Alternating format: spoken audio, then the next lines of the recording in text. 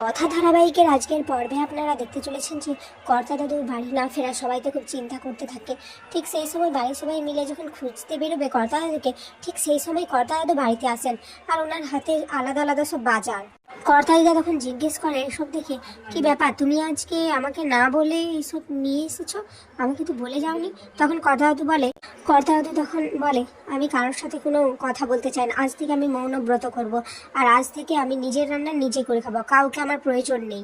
সবাই তো এটা শুনে অবাক হয়ে যায়। কর্তা দিদা আবার বোঝানোর চেষ্টা করে, কিন্তু কর্তা দাদু বলে, না, আমি কারোর কথাগুলো শুনবো না, আর আমি নিজে এই বাড়ি থেকে চলে যেতে চেয়েছিলাম, কিন্তু এই বাড়িতে তো থাকতেই হতো, তাই আমি নিজের রান্না নিজে করে খাবো, আমি নিজের কাজ নিজে করব।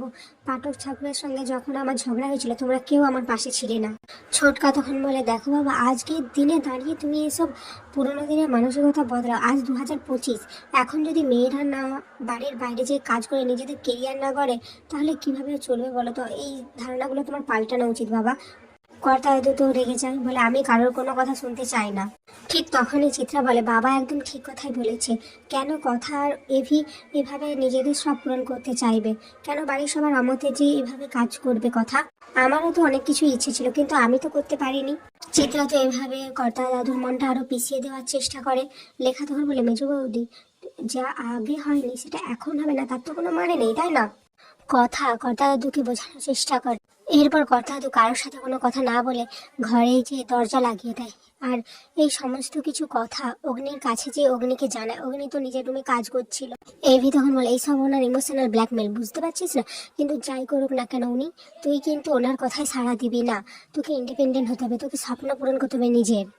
এদিকে কথা তো বুঝতে পারে না যে সে কী করবে, কার পক্ষে জাগবে, এভি না কর্তা দাদুর পক্ষে। সে বাগানে চলে যায়, চুপচাপ বসে থাকে, ভাবতে থাকে যে কি করবে।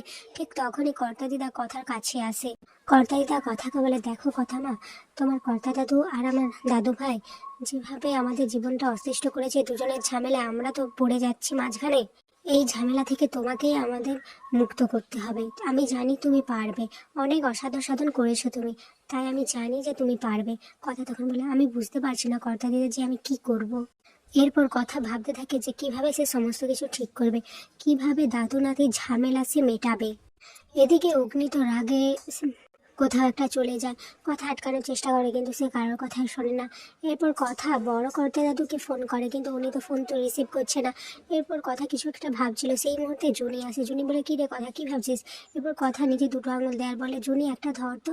এরপর জুনি ধরলে কথা বলে, ব্যাস, বুঝতে পেরে গেছি, উনি বড় কর্তা দাদুর বাড়ি গেছেন, আমাদের এখনই যেতে হবে। জুনি চল, এখানে আজকের পর্বটি শেষ হয়ে যায়।